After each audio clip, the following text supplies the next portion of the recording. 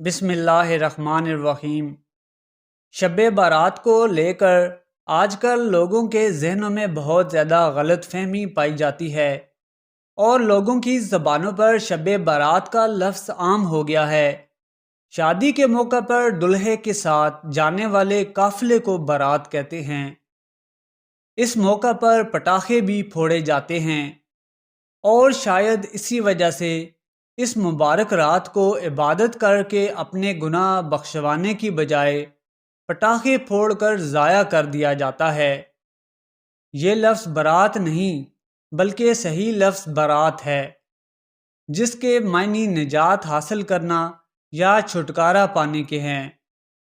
اس رات میں رحمت خداوندی بہت جوش میں ہوتی ہے اور سوائے چند مخصوص قسم کے گناہ گاروں کے اللہ سبحانہ و تعالیٰ تمام لوگوں کو جہنم سے برات یعنی کہ چھٹکارا عطا فرما دیتے ہیں، اور اسی مناسبت سے اس رات کو لیلۃ البرات بھی کہا جاتا ہے۔ رسول پاک صلی اللہ علیہ وآلہ وسلم کا فرمان عالی شان ہے کہ جبرائیل علیہ السلام 15 شعبان کی رات کو میرے پاس آئے اور کہا، آج رات اللہ تعالیٰ بنو کلب کی بکریوں کے بالوں کے برابر گناہ گاروں کو بخش دیتا ہے، مگر مشرک، کینہ پرور، قاطع رحم، تکبر سے اپنے تہ بند کو گھسیٹ کر چلنے والا، والدین کا نافرمان اور شرابی کو نہیں بخشتا۔ بنو کلب عرب کا ایک بہت بڑا قبیلہ تھا اور سب سے زیادہ بکریوں کا ریوڑ اسی قبیلے کے پاس ہوتا تھا۔ شب برات کا حلوہ۔ شب برات کو لوگ حلوہ پکاتے ہیں، جو کہ نہ تو فرض ہے اور نہ ہی سنت، اور نہ ہی یہ کوئی حرام یا ناجائز کام ہے، بلکہ سچ تو یہ ہے کہ عام دنوں کی طرح اس دن میں بھی حلوہ پکانا مباح اور جائز ہے۔ بات ساری نیت کی ہے۔ اگر نیت یہ ہو کہ ایک عمدہ کھانا پکا کر اس کو فقراء، مساکین، محتاجوں اور اپنے اہل و عیال کو کھلا کر ثواب حاصل کیا جائے تو یہ عمل بھی عبادت بن جاتا ہے۔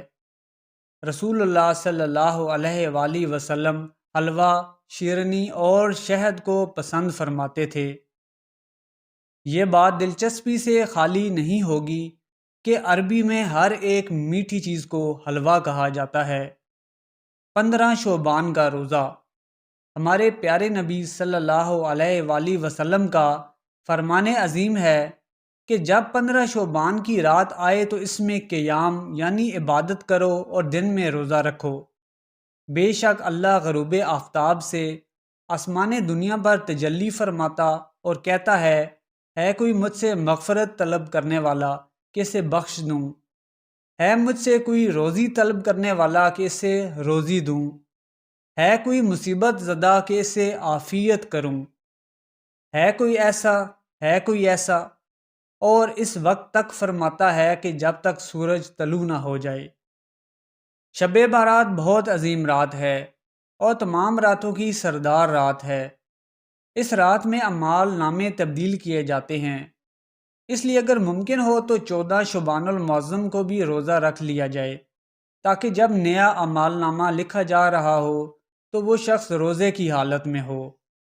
14 شعبان کے دن عصر کی نماز باجماعت ادا کرنے کے بعد وہیں نفلی اعتکاف کر لیا جائے اور نماز مغرب کے انتظار کی نیت سے وہیں پر ٹھہرا جائے تاکہ نیا اعمال نامہ لکھنے کے آخری لمحات میں اعتکاف، نماز کا انتظار اور مسجد کی حاضری وغیرہ کا بھی ثواب لکھا جا سکے۔ اگر ساری رات ہی خدا کی عبادت میں گزاری جا سکے تو اس سے بڑی نصیب والی بات اور کیا ہو سکتی ہے۔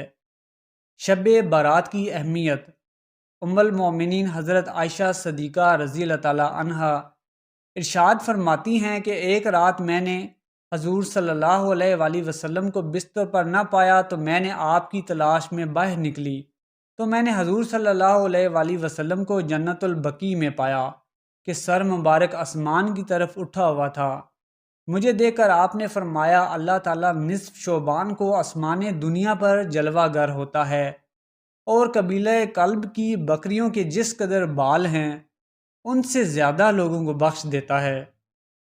شعبان کی 15ویں رات کو اس سال میں مرنے والے لوگوں کے نام رزق اور حج کرنے والے لوگوں کے نام لکھ دیے جاتے ہیں، اور جو اس رات میں عبادت کرتے ہیں ان کو عذاب الہی سے چھٹکارا دے دیا جاتا ہے۔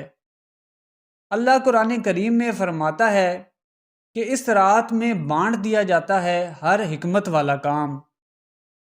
اس رات زمزم کے کنویں میں پانی بڑھایا جاتا ہے۔ اس رات اللہ تعالیٰ کی نعمتیں بہت زیادہ اترتی ہیں۔ اس رات کو گناہ میں گزارنا بہت بڑی محرومی کی بات ہے۔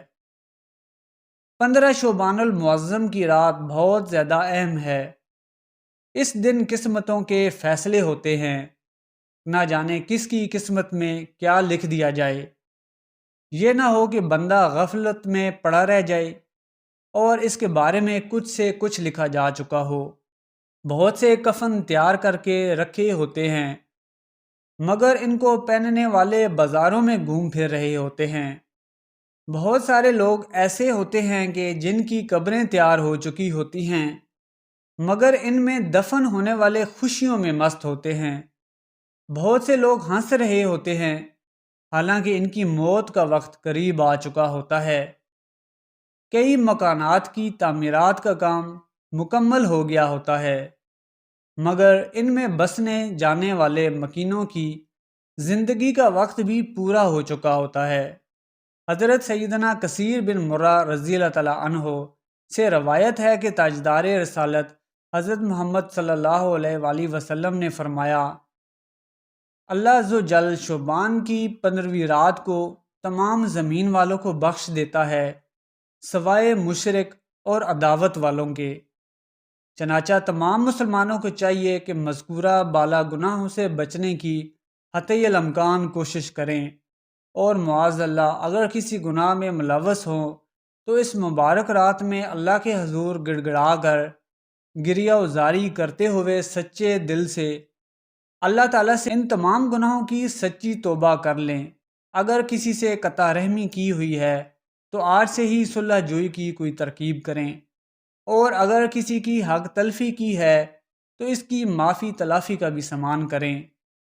اللہ سے دعا ہے کہ اللہ پاک ہم سب کو اس مبارک رات کی ساری برکتیں سمیٹنے کی توفیق عطا فرمائے، ہمارے سارے صغیرہ کبیرہ گناہوں کو معاف فرمائے، ہمارے نصیب میں آسانیوں اور برکتوں کو لکھ دے، اور اگر اس رات میں ہماری موت کو لکھ دیا گیا ہے تو ہمیں مرتے وقت کلمہ نصیب فرمائے اور قبر کے عذاب سے ہماری حفاظت فرمائے، آمین۔